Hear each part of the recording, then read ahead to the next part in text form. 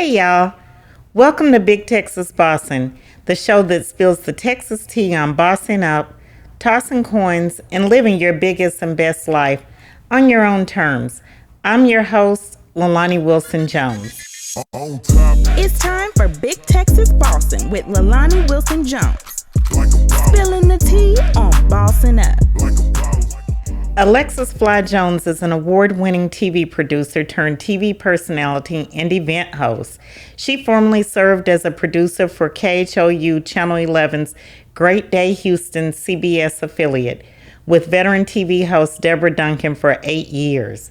She recently stepped from behind the camera to the front as a cast member for Will Packer's hit show Ready to Love, Season 4, which premiered in April 2021 on the Oprah Winfrey Network. Graduating magna cum laude in 2007, Alexis received her Bachelor of Arts in Mass Media Arts from Clark University, Atlanta, with a concentration in public relations. Her wide experience in media and entertainment includes formerly serving as a vice president for a public relations firm, working for Music World Entertainment, formerly Beyonce Knowles and Destiny Child's management company, and Guerrilla Tactics Media, producers of BET's reality show Master of the Mix. In 2020, following the deaths of Ahmaud Arbery and George Floyd, Jones executive produced and directed her first short film titled Dear Black Son, a poetic film that shares a mother's powerful letter to her African-American son in the nation's current climate. The film was created as a message to her own young son as she began to ponder on the conversations she would have to share with him now and in the future on race relations. This film premiered on Tegna's CBS TV local affiliate during the 57th anniversary of the March on Washington in 2020. In addition, she was tapped to co-produce another short film, Hear Our Voices, for Comcast, a Fortune 100 company. The short film won a Silver Telly Award, the highest achievement that you can receive. Today, she merged her love for news producing and social action by taking on a role as a producer for the nationally syndicated news show Start Your Day, hosted by Sharon Reed and Mike Hill on the Black News Channel. As a television producer and media personality, Alexis has participated as an MC, panelist, and moderator. She's hosted various events for major brands and organizations to include Walmart, Microsoft, 100 Black Men, and the Afro-American Police Officers League. She's a proud member of Delta Sigma Theta Sorority Incorporated and Top Ladies of Distinction Incorporated, serving formerly as a local chapter president in Houston. She also serves on the board for the Houston Association of Black Journalists.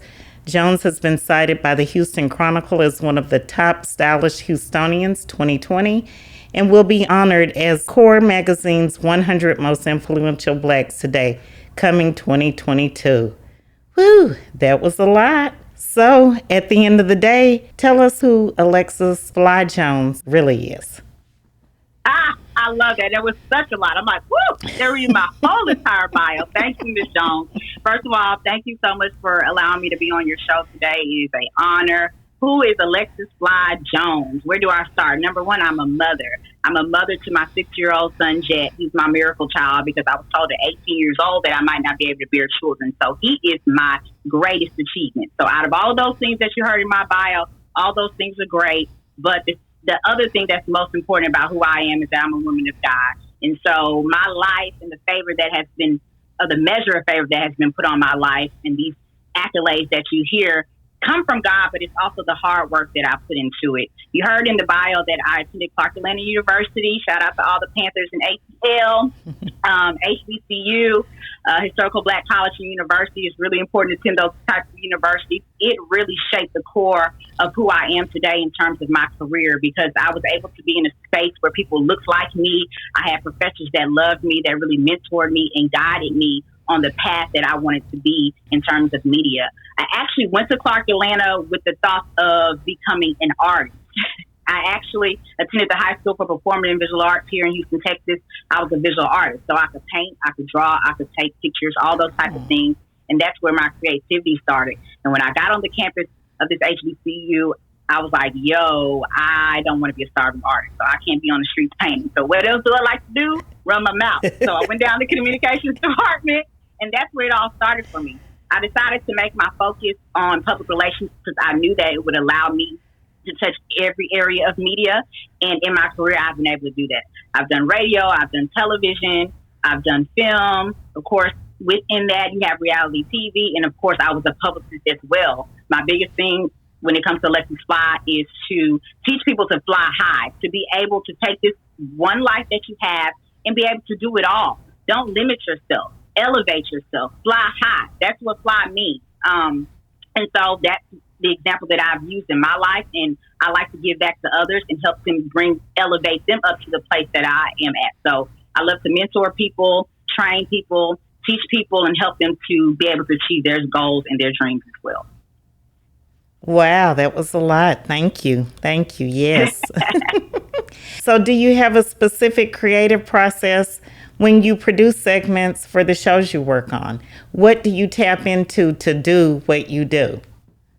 So you know what? I don't think anybody has ever asked me that. I think the number one most important thing is to do your research. So I research whoever I'm bringing on as my guest that I'm getting ready to produce. I always try to find something that hasn't been told about them. You know, one example is when I was if Slim Thug happens to hear this, when I was working at Great Day Houston, I did a segment with Slim.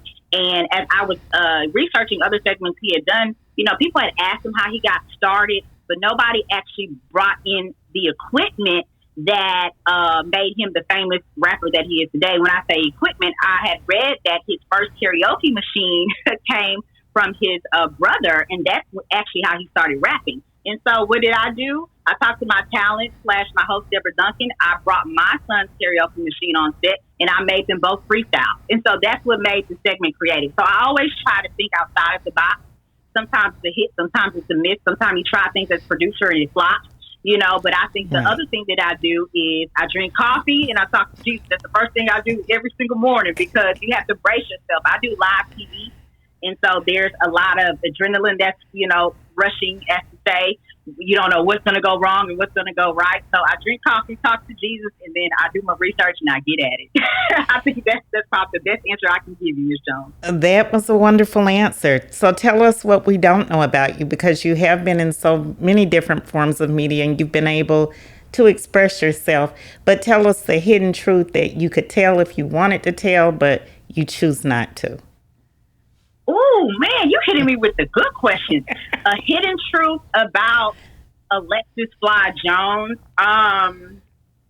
Let's see. What is it that I don't tell? Honestly, I say this a lot, and I think it's true about my character and who I am. I'm a very transparent person. So pretty much what you see is what you get. When you are Ready to Love, you pretty much got the authentic self of Alexis. It was still an edited version, so you didn't get to see all aspects of who I am. But I pretty much am not afraid to share anything about me. So I don't think I have any special secret that's to say, or not even a secret, but something that people don't really know about me. I think I've shared it all. I'm trying to think if there's anything interesting. I have a freckle in my eye. People are like, what is that spot in your eye? I'm like, that's actually a freckle. So God smiled in my eyes. I have huge eyes, which allow me to see everything. And they say that's the window to your soul. So what you see is really what you get. I'm not big on hiding anything because I'm really big on transparency stage. So if I'm able to share my story and tell you the truth about who I am, then that's going to help you get out of the situation that you thought that you were the only one that was in. And people have to understand that our lives are not just about us. God didn't put us on earth with a purpose and to go through something, whether it's good, bad, or in between, because it's for us. It's always to help somebody else. And you have to understand that that's one of the reasons why you are here. It's to edify someone else. It should be. Preach it. That's what I preach every day, and that's what I tell my teams that I work with, and that's what I really believe. So you really hit my heart and soul with that one. But, I love it. Yeah, since you brought up Ready to Love, though, were you really ready to love? I happen to see that. I'm not a big TV watcher, and I never see the whole series, but I saw you. So were you really? Wow. Were you really ready to love? Was I really ready to love? In my opinion, I was ready to love. I think the men that were there were not ready to love me. The bottom line is the men that were there were not the ones that were for me. And it's something that I had to accept, because at the end of the day, the pool that we had were the men that were chosen for us. I actually brought up the suggestion, not that Will Packer could hear me. Hopefully he can. I'm going to have to DM him again. But I'm like, we need to have a therapist on this show like you have on your other shows, because I think that it would really help nip some things in the bud. And at the end of the day, when it comes to relationships, it comes down to the core and the root of the things that you've experienced, more so through childhood. No shade to any of the men on there, but at the end of the day, I'm just going to be honest, none of them were ready to love. I think every woman that came on the show, women are always ready. We're always ready to fall in love. We came on there with good intentions to really date, to find someone. And a lot of us at the end of it end up getting our feelings hurt. I wouldn't say our broken heart, but we might have left with somebody, but it did not last, And the thing is, having cameras in your face and the process being such a speedy process, it was really fast. It's really difficult to really get to know somebody in that short frame of time. And so, like I said before, the real work comes when the cameras are off. And we didn't really get that time to develop that more when the cameras were off. But at the end of the day, my guy wasn't there, and I'm okay. I took what I needed to take from it. I learned a lot and more about myself, what I want, what I don't want. Ooh, girl, maybe you shouldn't do that. Or I'm glad you did that. And watching yourself on camera, it teaches you a lot. That's all I'm going to say. I learned a lot of lessons. Let me say that. But I think because of my personality and because I'm known to be very feisty, producers utilize that and they capitalize off of it, which is fine. I think they feel like they knew that my personality would help carry the show. And so I made, as to say, I was in every show except for one, every episode except for one. And as y'all know, the end of my story, there was a plot twist. My guy, AJ, ended up choosing someone else. And at the end of the day, he made the best decision and the best choice because it wasn't the right fit. And I'm okay with that. He's okay with that. And I wish him the best. Oh, absolutely. Yeah. Absolutely. That was good insight. Now, where did your idea for Dear Black Son come from? Yes. So the idea came from, actually, one day I was on Instagram just scrolling, and the Ahmaud Arbery video popped up. And, I work in news, so unfortunately I hear these type of stories all the time. And you kind of become, I hate to say, kind of numb to it because you're always reporting on it, and you get desensitized, and you try not to soak it in and internalize it. But this particular day, the video popped up, my eyes was on it. I couldn't take my eyes off of it. And it affected me so terribly because I immediately started thinking about my own son as a single mom, and what conversations am I going to have with him when he becomes a teenager, and when I get him a car and he starts driving. Other people's other persuasions are excited about that. They're happy. I'm nervous because all I'm worried about is I need you to come home at night. So I started thinking of these things, and I started thinking about I got to teach him don't wear a hoodie when you go out and do this. So that began to spin in my mind, and I said, okay, God, as a producer, how can I use my platform to send a message out? And as a Black mother. And so I asked God the question, and literally he began to download Dear Black Son. And it's basically a poetic short film. It's a letter from a mother to a son, just telling him, how she wants to keep him protected, things that he should do, things he should not do, things he should think about and consider, for his future.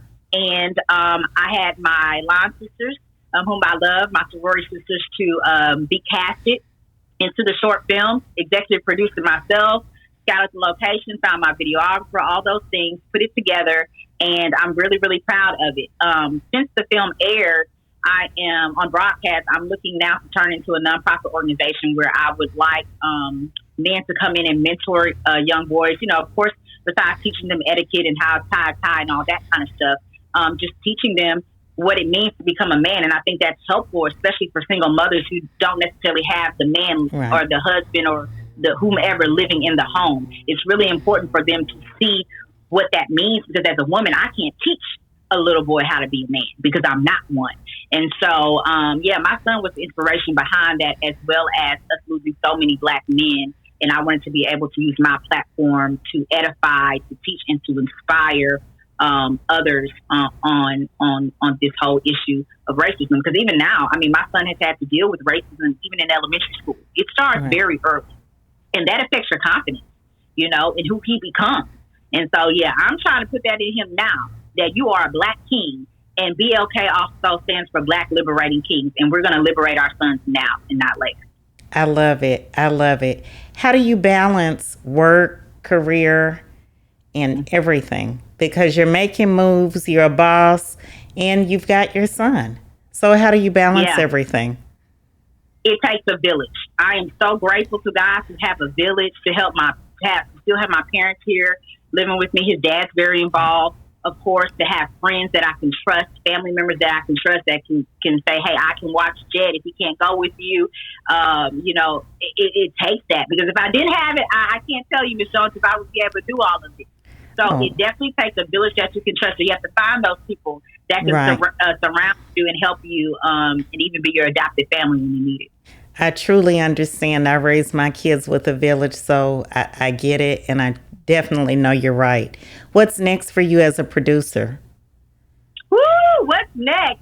Hopefully I'll be coming from behind the camera a little bit more often. I don't know exactly what that's going to look like. I'm praying, that God makes it very crystal clear on how he wants me to move forward. But I'm still going to produce. I think it's, I'm all about, as I said before, doing more than one thing. I'm not a believer on focusing on one thing and you remain in that thing for 60 years and you retire doing that. My friends will tell you, Charmaine would tell you, my hands are in everything. And so I definitely foresee myself behind the camera, making more documentaries like I did with Dear Black Son, making my own work, producing award-winning work, and we'll see where I end up in television, hopefully in front of the camera, and doing some of the things that you're doing right now, Ms. Jones. I'm trying to be big, just like you, because everything in Texas is big, baby.